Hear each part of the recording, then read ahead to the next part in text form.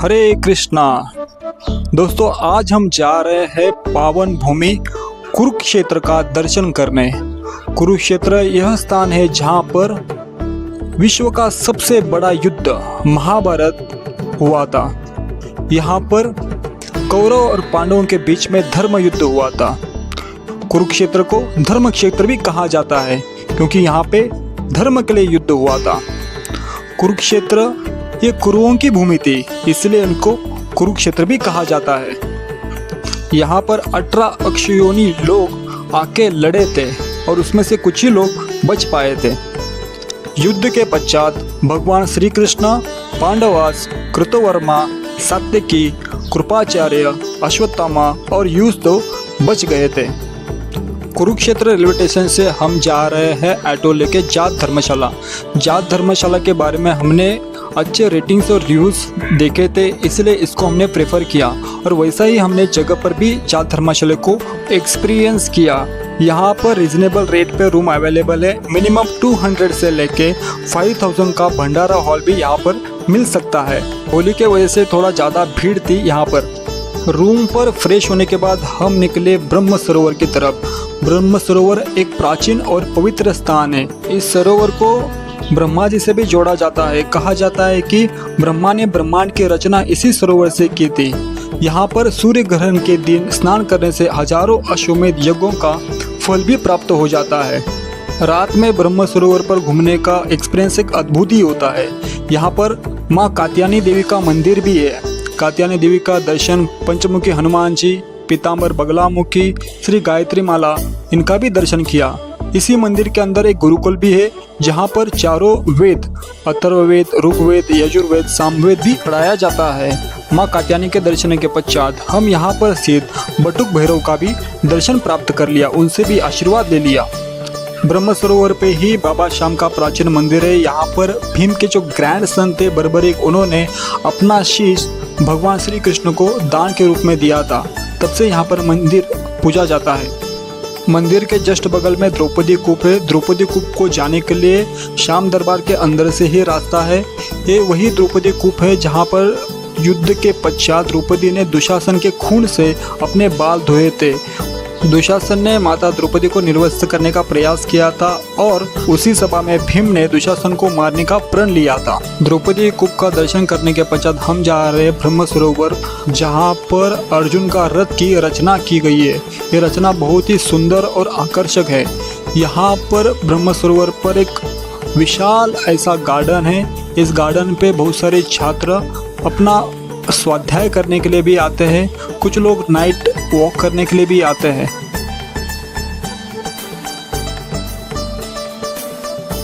Dinner में शुद्ध वैष्णव भोजन प्राप्त करके हमने रूम पर आराम कर लिया।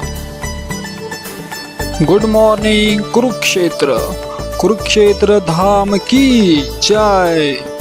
दूसरे दिन हम फिर से फ्रेश होके निकले ब्रह्म सरोवर की तरफ। ब्रह्म सरोवर एक अद्भुत विशाल ऐसा सरोवर है। इसको राजा कुरु ने पहली बार खोदा था। ब्रह्म सरोवर का अर्ली मॉर्निंग का नज़ारा बहुत ही प्यारा रहता है।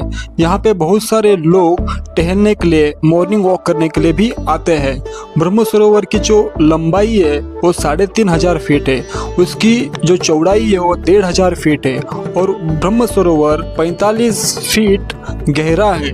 यही सरोवर है जहाँ पर महाभारत के अंत में दुर्योधन छुपने के लिए इसी सरोवर का आश्रय लिया था।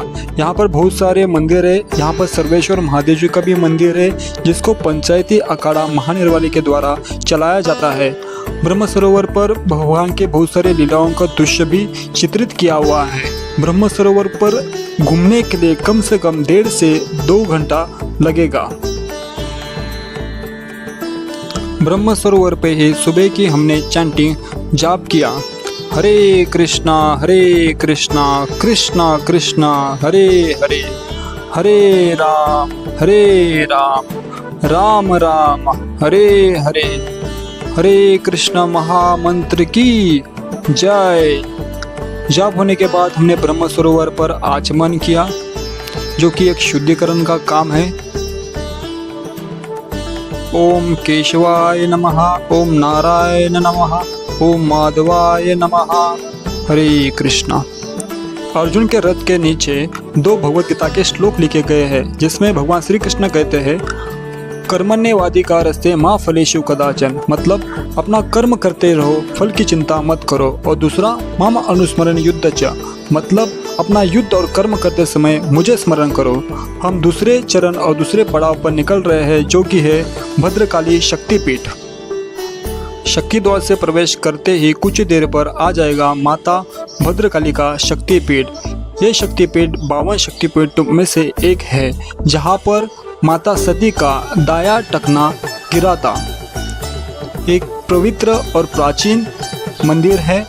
मंदिर के अंदर बहुत सारे सुंदर सुंदर विग्रह है, जिसमें राधा कृष्ण, सीताराम, लक्ष्मण, हनुमान के भी विग्रह है। ये वही दृश्य है जिसमें भगवान भोलेनाथ माता सती को लेकर जा रहे हैं। महाभारत के पूर्व पांडवों ने यहाँ पर युद्ध के विजय की कामना से माँ भद्रकाली की पूजा की थी और युद्ध के पश्चात यहाँ पर घोड़ों की भेंट दी थी। तब से यहाँ पर घोड़ों की भेंट देने की प्रथा चालू है। हमने भी यहाँ पर सबकी मंगल मनोकामना पूरी होने के लिए प्रार्थना की। मंदिर के जस्ट बाजू में शनिदेव भगवान का भी मंदिर है, जिसका हमने दर्शन और आशीर्वाद प्राप्त कर लिया। शनिदेव भगवान की जय। आज होली होने के कारण यहाँ के पुजारी बहुत खुश और आनंदित और प्रसन्न दिख रहे थे और नाच रहे थे, नृत्य कर रहे थे। उनसे भी हमने आशीर्वाद प्राप्त कर लिया और हमने अगले पड़ाव की तरफ यात्रा प्रारंभ की। मंदिर के पुजारी ने होली का रंग लगा के हमें आशीर्वाद दे दिया। हम यहाँ से जा रहे हैं नेक्स्ट पॉइंट स्थानु महादेव की तरफ। स्थानु महादेव मंदिर एक प्राचीन मंदिर है। कहा जाता है कि स्वयं ब्रह्मादेव ने इस शिवलिंग की स्थापना की थी और इसकी पूजा की थी। मंदिर के बाहर एक भव्य और विशाल ऐसा कुंड भी है। कहा यह भी जाता है कि महाभारत के पहले भगवान श्री कृष्ण और पांडवों ने स्थानु महादेव से आशीर्वाद प्राप्त कर लिया था। आज होली होने के कारण श्रद्धालु लोग नंदी भगवान को कलर लगा के उनसे आशीर्वाद ले रहे हैं। मंदिर के अंदर श्रद्धालु लोग और भक्त लोग भगवान शिवलिंग का अभिषेक कर रहे हैं और उनसे भी आशीर्वाद ले रहे हैं। स्थानु महादेव भगवान की जय। हर हर महादेव। यहाँ से हम जा रहे हैं नरकातारी तीर्थ, जो कि है सरस्वती के तट पर। यहाँ पर भीष्म पितामह महाभारत युद्ध के पश्चात बाण के शेष यहाँ पर आराम कर रहे थे। उनके पास इच्छा मृत्यु का वरदान भी था। भीष्म पितामह ने सूर्य के उत्तरायण तक इंतजार किया और उसके पश्चात अपना प्राण त्याग कर दिया। यहाँ पर भीष्म पितामह के सह पांडव लोग और कृष्ण की भी मूर्तियाँ हैं। मंदिर के अंदर अलग अलग विग्रह भी है, जिसमें सीताराम, लक्ष्मण, हनुमान भी स्थित है। मंदिर के अंदर श्रद्धालु लोग शास्त्रों का पठन कर रहे थे।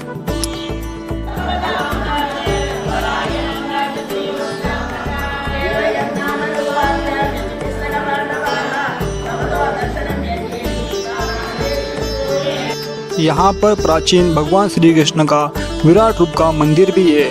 होली के इस शुभ अवसर पर हमने भगवान श्री कृष्ण को रंग लगा के उनका झूला झुलाया और उनसे आशीर्वाद प्राप्त कर लिया। नंद के आनंद भयो, जय कन्हैया लाल की। यहाँ से हम जा रहे भीष्म कुंड। भीष्म कुंड ये वही जगह है जहाँ पर अर्जुन ने अपने पर्जन्य अस्त्र से जल प्रकट किया था और अपने पितामह भीष्म की प्यास बुझाई थी। इस पवित्र कुंड में हमने आचमन करके थोड़ा समय आराम कर लिया। हम अभी यहाँ से जाने वाले हैं इस्कॉन कुरुक्षेत्र।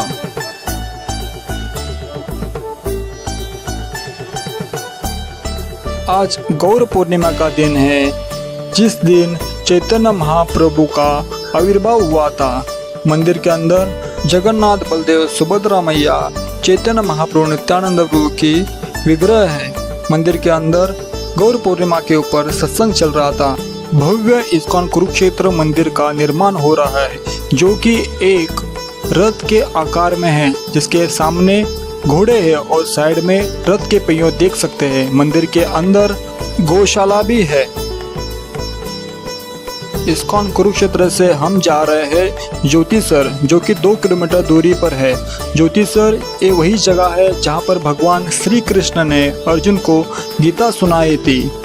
भगवद गीता में 18 अध्याय और 700 श्लोक है। कहा जाता है कि आदि गुरु शंकराचार्य हिमालय की तरफ जाते समय उन्होंने इस जगह का खोज किया था। यहाँ पर एक अक्षय वट है। कहा जाता है कि इसी के नीचे भगवान श्री कृष्ण ने अर्जुन को गीता सुनाई थी। हमने भी इसी वृक्ष के नीचे भगवद गीता का 12th चैप्टर डिवोशनल सर्विस का अध्ययन किया। भगवान श्री कृष्ण ने यहाँ पर अर्जुन को विराट रूप का दृश्य भी दिखाया था। यहाँ पर विराट रूप की प्रतिमा भी स्थित है। कुरुक्षेत्र धाम की जय, कुरुक्षेत्र तीर्थ यात्रा की जय।